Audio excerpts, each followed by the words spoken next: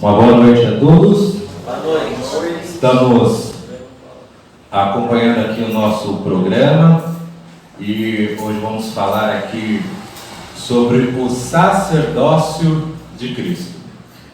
Antes de nós darmos início a esse estudo, eu quero fazer mais uma oração com vocês. Feche seus olhos e vamos falar com Deus.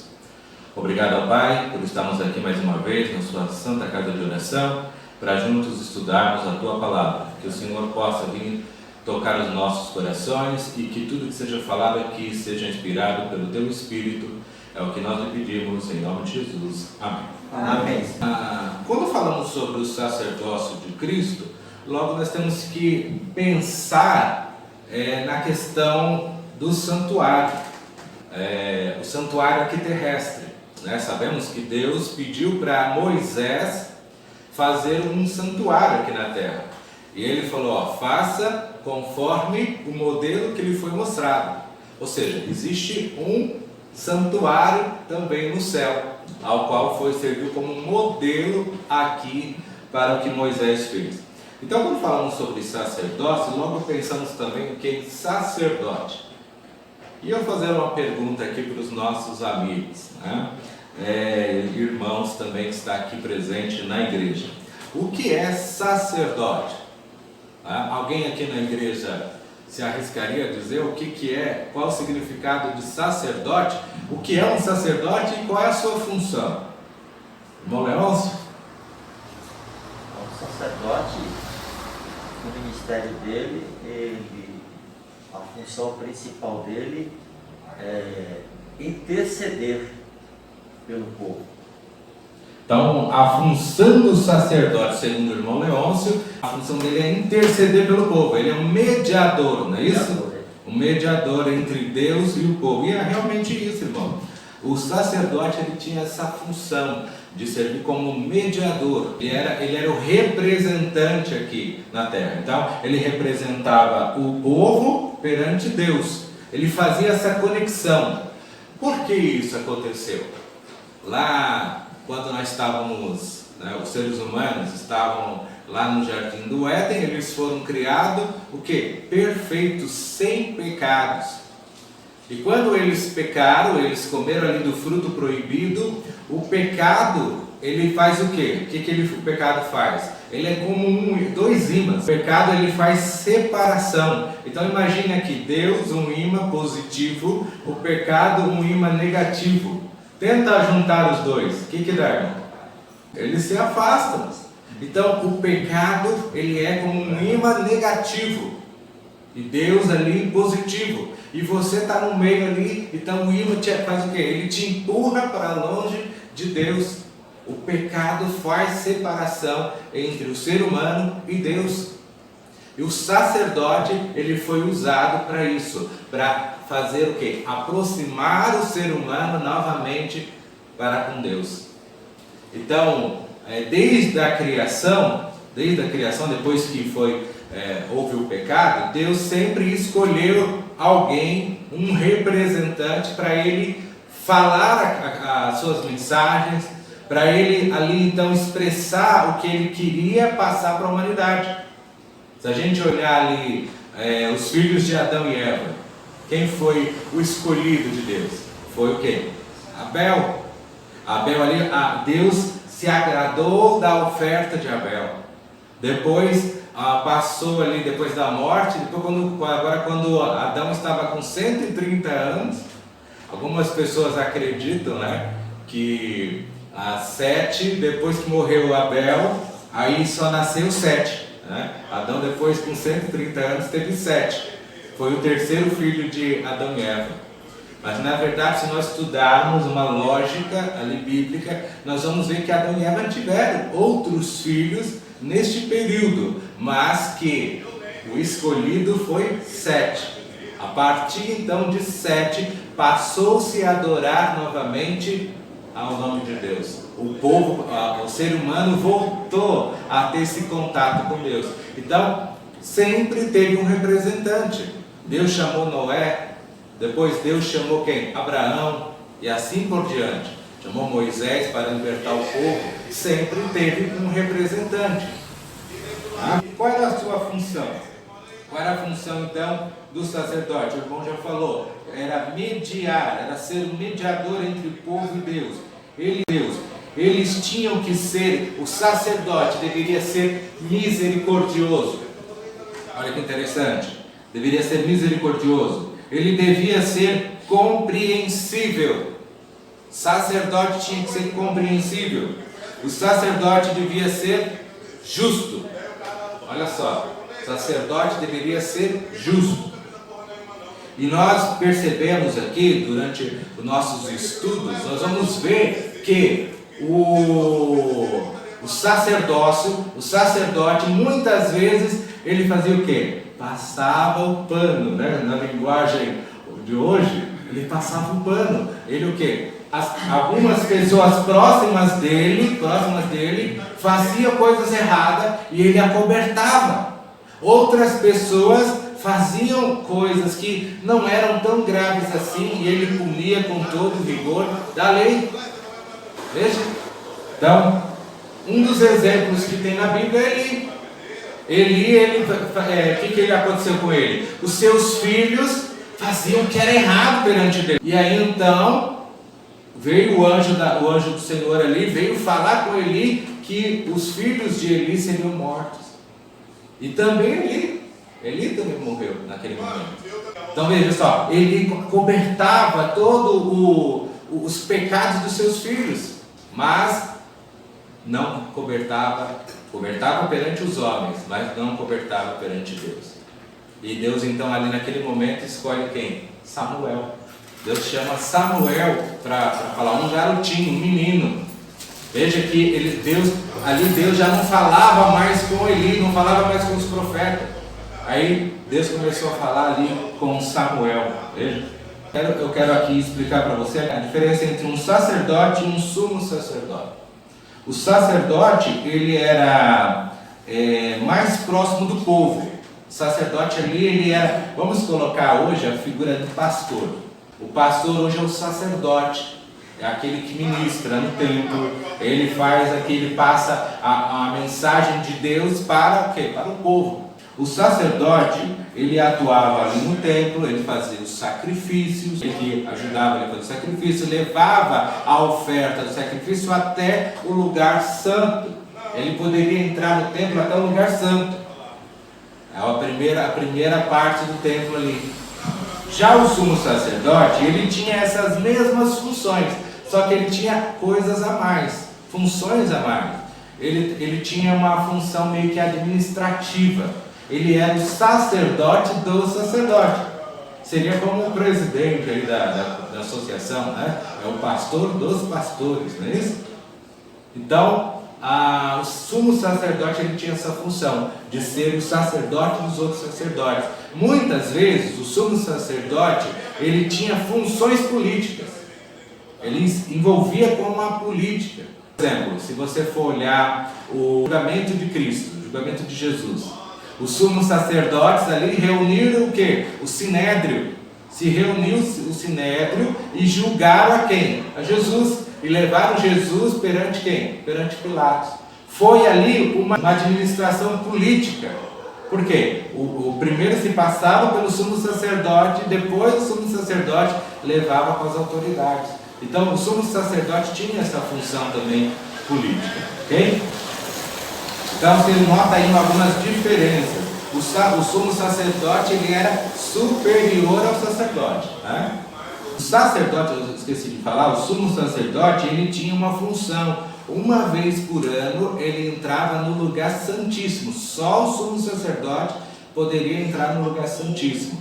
Ele fazia ali um sacrifício por ele, pelo povo, e levava então essa oferta até o lugar, o Santo dos Santos, para fazer expiação pelo povo. Isso é chamado de dia da expiação. Você pode acompanhar isso em Levíticos, capítulos 16, no versículo 1 até o 10. Tá bom? Agora vamos para o tema principal, né? Que é Jesus como nosso sumo sacerdote. E aí eu quero que os irmãos aqui na igreja abram a sua Bíblia em Hebreus capítulo 5, Vamos ler então? Hebreus capítulo 5, do verso 1 em diante, tá bom?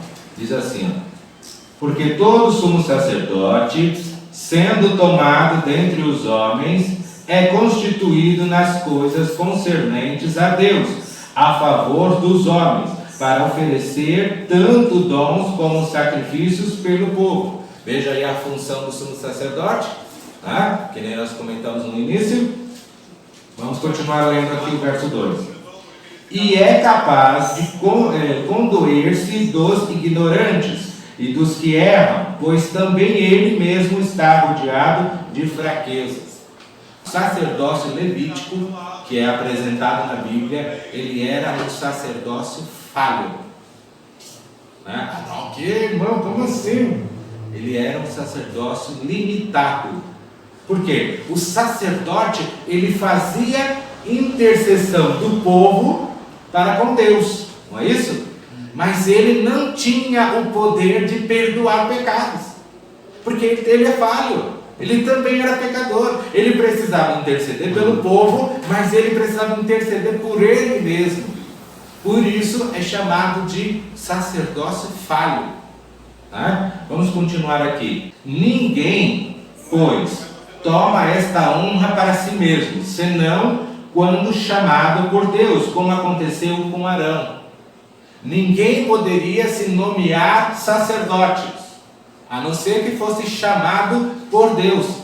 Deus chamou quem? Arão. Os levitas, eles poderiam ministrar no templo. Eles cantavam, né? Eles faziam ali, eles tinham as funções. Cada família da tribo tinha uma função. Tinha uma família que era específica para carregar a arca. Não era outra pessoa que podia carregar a arca. Tinha que ser descendente da família X lá, né? Agora eu não lembro direito os nomes das famílias. Mas tinha a família que carregava a arca. Tinha a família que desmontava e montava as tendas. Tinha outra família que era para fazer ali os cânticos, né? E aí a família de Arão, olha, Arão e seus filhos foi dado o ministério de sacerdote. Somente quem era da descendência de Arão, né? Então o sacerdócio levítico era segundo a ordem de Arão. Arão foi escolhido, Arão e seus filhos, para ser o quê? O sumo sacerdote, né?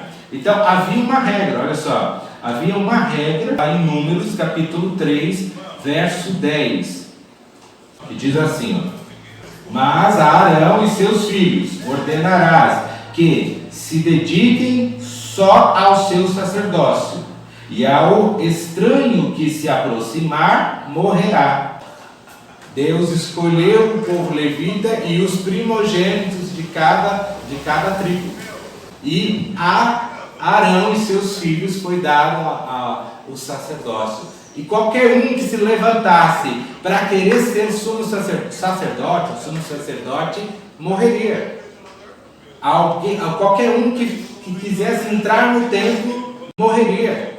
Porque não era uma lei, era uma regra ali. Alguns irmãos, né, evangélicos, ele, quando fala da lei abolida, né, fala que é toda a lei do Antigo Testamento. Mas na verdade aqui está se falando sobre a lei do sacerdote. Havia uma lei do sacerdote que proibia outra pessoa de outra tribo ser sacerdote. Então o sacerdócio levítico, ele era falho. E Jesus, ele cumpre todas as características de sumo sacerdote. Olha que interessante, né? Qual que eram as características lá, lembra? Que nós falamos? Ele tinha que ser o quê? Ele tinha que ser misericordioso. Jesus era misericordioso. Ele tinha que ser compreensível, tinha que ser justo, e ele tinha uma característica melhor ainda. Sabe o que era? Jesus era perfeito. Jesus não tinha pecado. Jesus, ele nasceu aqui nessa terra sendo 100% homem, mas ele não era igual aos homens. Por quê? Ele não tinha pecado. Ele foi tentado? Foi tentado, mas ele não caiu em pecado. O sacerdote levítico, ele era pecador. E agora Jesus, ele é o sacerdote perfeito. Só que tinha um problema. Jesus não era levita. E agora? Ele não era levita. Jesus, ele não era da descendência de Arão. E agora? Como que Jesus poderia, irmão, ser sacerdote? Jesus, ele não se nomeia como sacerdote. Ninguém poderia se nomear. Ele tinha que ser o que? Escolhido. E quem escolhe Jesus para ser sacerdote? O próprio Deus. O próprio Deus diz que tu serás sacerdote, segundo a ordem de Melquisedeque. E aí a pergunta é, mas quem é Melquisedeque? Esse Melquisedeque, ele era levita? Ele era descendente de Arão?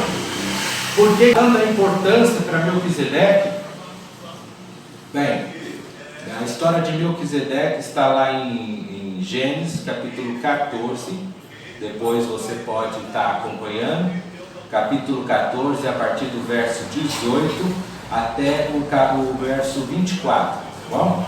Mas eu quero ler com vocês aqui Hebreus capítulo 7, que também fala sobre esse personagem. Capítulo 7, do verso 1 até o 3. Porque este Melquisedeque, rei de Salém, sacerdote do Deus Altíssimo, que saiu ao encontro de Abraão, quando voltava da matança dos reis e o abençoou, para o qual também Abraão separou o dízimo de tudo.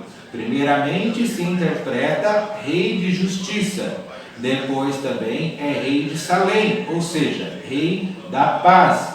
Vamos só comentar aqui. Então, veja que aqui Melquisedeque, ele era rei, né, de uma cidade, e ele era também sacerdote. Ele era sacerdote do Deus Altíssimo. E ele já era sacerdote antes de Abraão ser chamado por Deus. Então, aqui Melquisedeque, ele era o quê? Ele era superior a Abraão. Porque Abraão pegou os dízimos ali do seu despojo e levou para quem? E deu para quem? Para Melquisedeque. Então, o sacerdócio, segundo Melquisedeque, ele é superior ao próprio Abraão. E aí o sacerdócio levítico, ele vem da descendência de quem? De Abraão. Logo, o sacerdócio, segundo Melquisedeque, ele é superior ao levítico. Vamos continuar aqui, ó. Ele era sem pai, o Melquisedeque. Ele era sem pai, sem mãe, sem genealogia. Então o que ele era? Ele era Deus?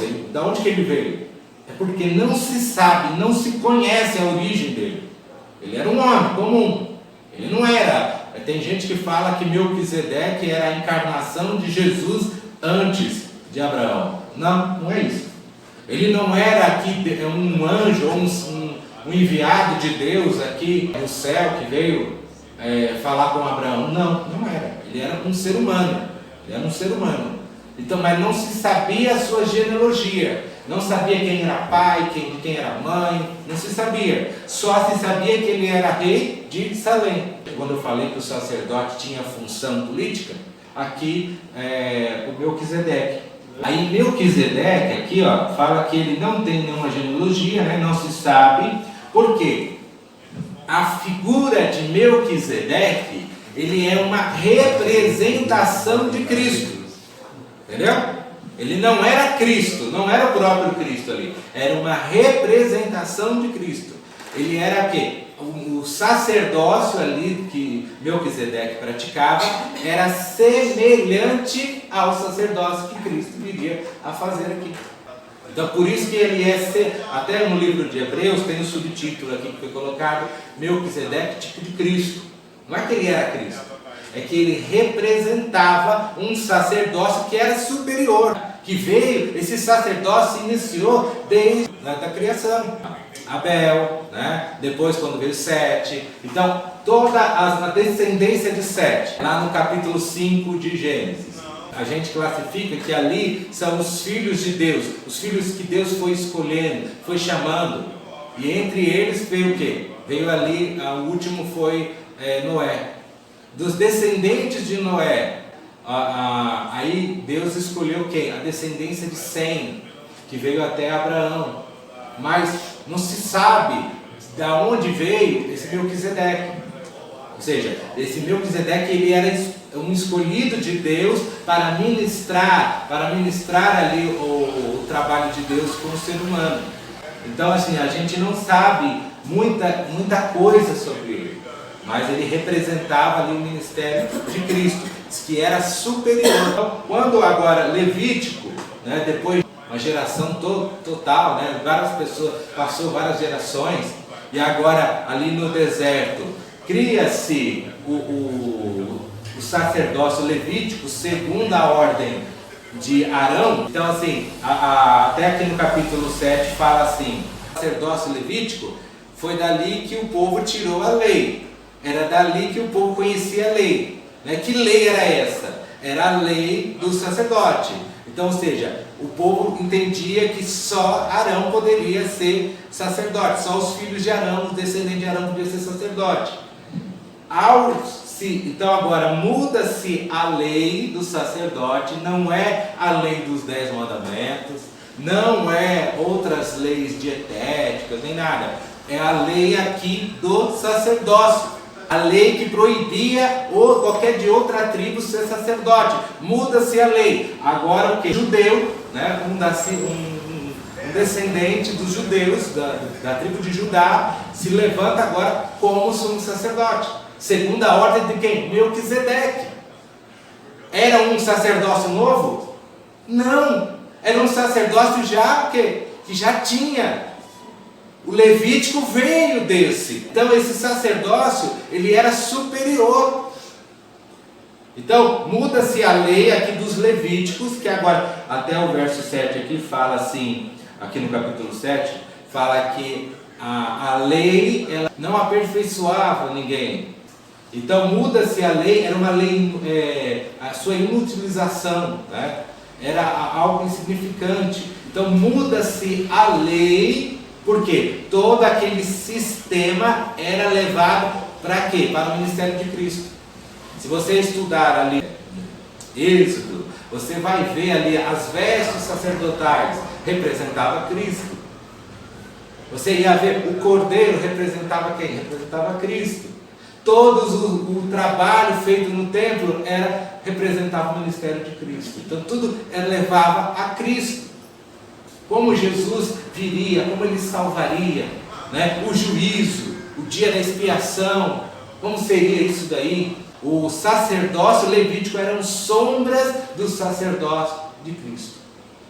Por isso que aqui fala, muda-se a lei para quê? Para que um judeu, um nascido da tribo de Judá, possa ser sacerdote, segundo a ordem de Melquisedeque, que era superior.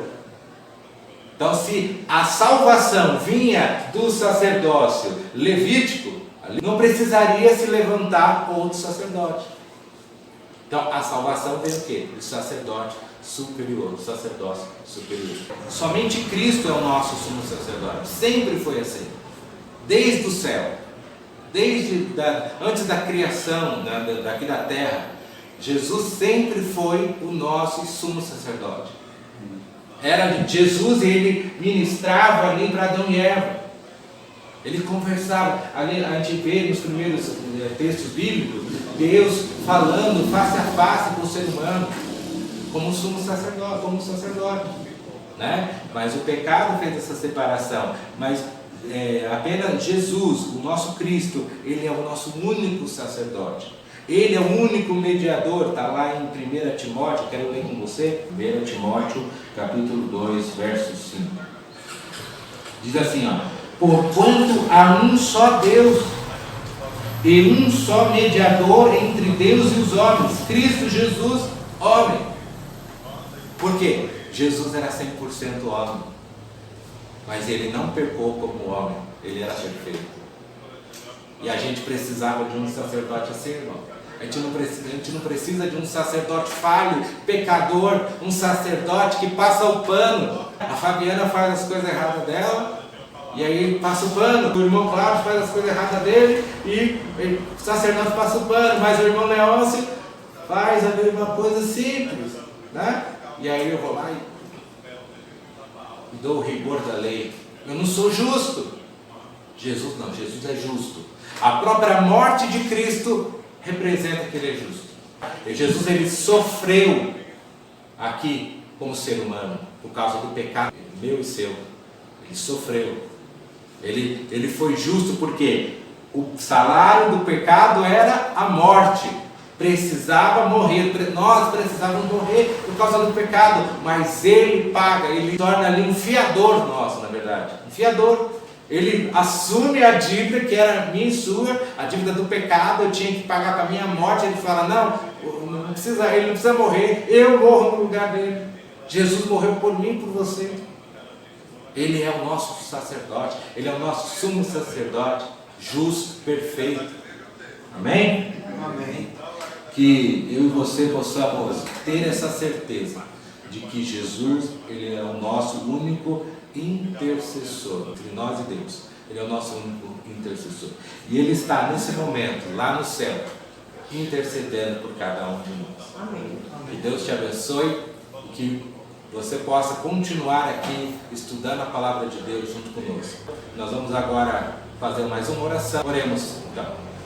Santo amado Deus que está no céu, graças te damos, ó Pai, por mais um dia de vida. Obrigado, ó Pai, por esse momento que nós estamos aqui estudando a Tua lição. Que o Senhor possa tocar em nossos corações e possamos colocar em prática tudo que nós estudamos aqui.